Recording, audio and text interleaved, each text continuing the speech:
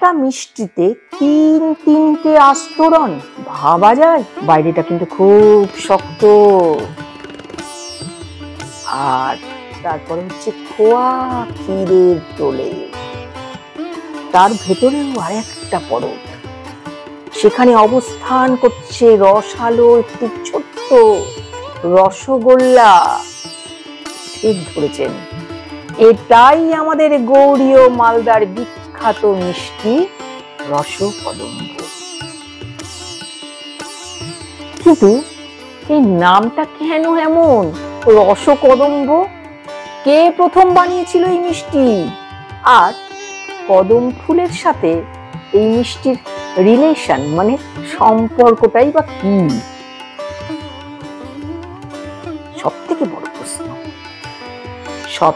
বড় প্রশ্ন যে এই মিষ্টির বয়স কত বয়স এই মিষ্টির?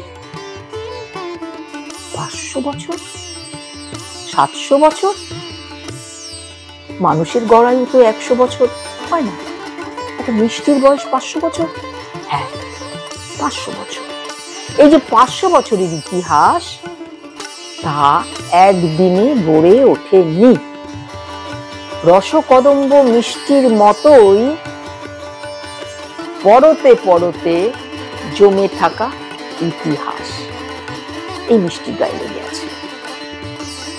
গৌড়ের গৌরবময় একটা অতীত কাল। কদমা কি? কদমা হলো চিনির জাল। চিনিকে জাল দিতে দিতে দিতে দিতে কাদার মতো হয়ে গেলে পরে সেই কাদাকে আরো একটুখানি ঘন করে নিয়ে গড়া গোলাকৃতি একটা সাদা রঙের মিষ্টি।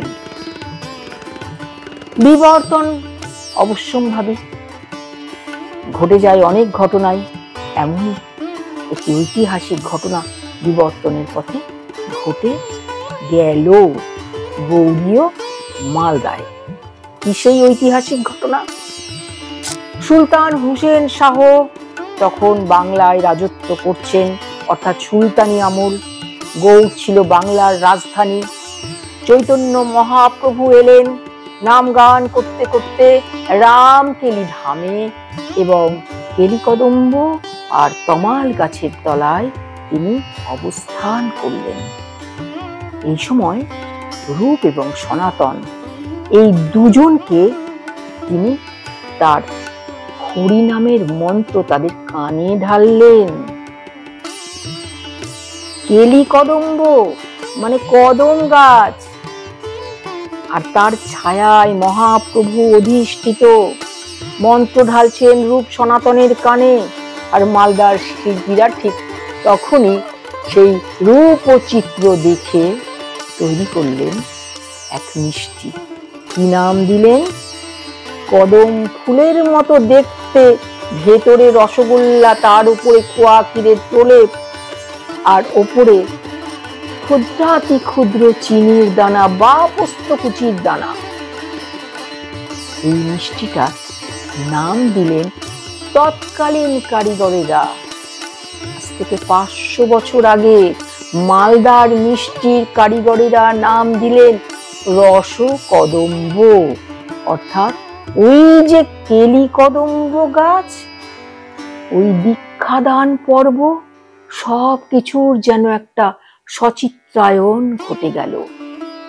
তৈরি হলো এক ইতিহাস, রসকদম্ব মিষ্টির ইতিহাস।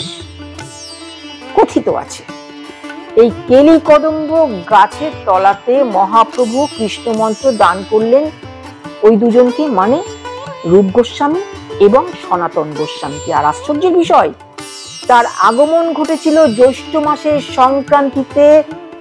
ঠিক তারপরের দিনে কবিশেখর কালিদাসের আষাঢ়স্য প্রথম দিবস, সেই মেঘদূতের সেই দিনটি, আষাঢ়ের প্রথম দিন, আকাশ জুড়ে কালো মেঘ, গাছে গাছে কদম ফুল ফুটছে, কোনোটা বা ফুটবে, কোনোটা বা সময় হয়ে গেছে আর একটু বাদে। এমন একটা সময় রসকদম্ব মিষ্টি তৈরি হয়ে গেল। কয়েকটা সিচুয়েশন। চৈতন্য মহাপ্রভু বসে আছেন কেলি কদম্ব গাছের নিচে, রূপ সনাতনের কানে হরিমন্ত্র দান করছেন। কদম ফুলের গাছে ফুটেছে অসংখ্য কদম ফুল, অথবা ফুটবো ফুটবো করছে। আর 500 বছর আগের মালদা জেলার কারিগররা চিনির শিরা ঘন করে, খোয়া ক্ষীরের প্রলেপ দিয়ে, ভেতরে রসগোল্লা দিয়ে, উপরে চিনির সূক্ষাতি সূক্ষ্ম দানা অথবা পোস্তকুচির দানা দিয়ে তৈরি করলেন রসকদম্ব মিষ্টি। সমস্ত সিচুয়েশন যেন একটা ক্যানভাসের মধ্যে চিত্রিত হয়ে গেল। কি অপূর্ব, তাই না? হ্যাঁ, অপূর্ব তো বটেই। তবে এই রসকদম্বের ওই যে দানাদার ভাবটা না, যেটা কদম ফুলের সাথে একেবারে ভীষণভাবে মিল, ওই দানাদারটা কিন্তু একদিনে আসেনি, এটা বিবর্তনের পথ ধরে এসেছে। প্রথমে ওই চিনির ক্ষুদ্রাতি ক্ষুদ্র দানাগুলো মিষ্টির উপরে, গরম গরম মিষ্টির উপরে বুলিয়ে নেওয়া হতো, অথবা পোস্তকুচি। কিন্তু বিবর্তিত সভ্যতা, তার পথ ধরে এলো হ্যানিম্যানের হোমিওপ্যাথির সেই গ্লোবিউলস। এবার সেই গরম গরম মিষ্টিটা, 3 পরতের মিষ্টিটা সেই গ্লোবিউলসের মধ্যে ঘুরিয়ে নেওয়া হয়ে গেল, হলো একেবারে কদম ফুলের আকৃতি। তাহলে বলুন, কেন বলবে না এই মিষ্টিকে রসকদম্ব? মালদা জেলার গর্ব এই মিষ্টি। তারার খাজা আর মনাক্কার মতো অনেক সুলতানি মিষ্টি হারিয়ে গেছে, জাস্ট হারিয়ে গেছে, কিন্তু রসকদম্ব টিকে আছে আজও, এবং স্বমহিমায়। বিয়েতে, উৎসবে, অন্নপ্রাশনে, আপ্যায়নে এটা শুধু মিষ্টি নয়, মালদার নিজস্ব সংস্কৃতি এবং মালদার নিজস্ব ঐতিহ্যের এক স্মারক মিষ্টি। কলকাতায় গেলে স্পঞ্জের রসগোল্লা, বর্ধমানে গেলে মিহিদানা, আর মালদায় আসলে রসকদম্ব। এটা যদি না খাওয়া যায়, আপনি পেলেন না মহাপ্রভুর চৈতন্য 500 বছরের ঐতিহাসিক একটা প্রসাদ, পেলেন না তো। তাহলে আসুন মালদায় আসুন, মহাপ্রভুর পীঠস্থান রামকেলি ভ্রমণ করুন, আর মালদা জেলা থেকে রসকদম্ব নিয়ে যান, প্রিয়জনদেরকে খাওয়ান, নিজেও খান। দেখুন, আহা, মুখে দিলে একেবারে গলে যায় মধুর রসগোল্লা। নমস্কার।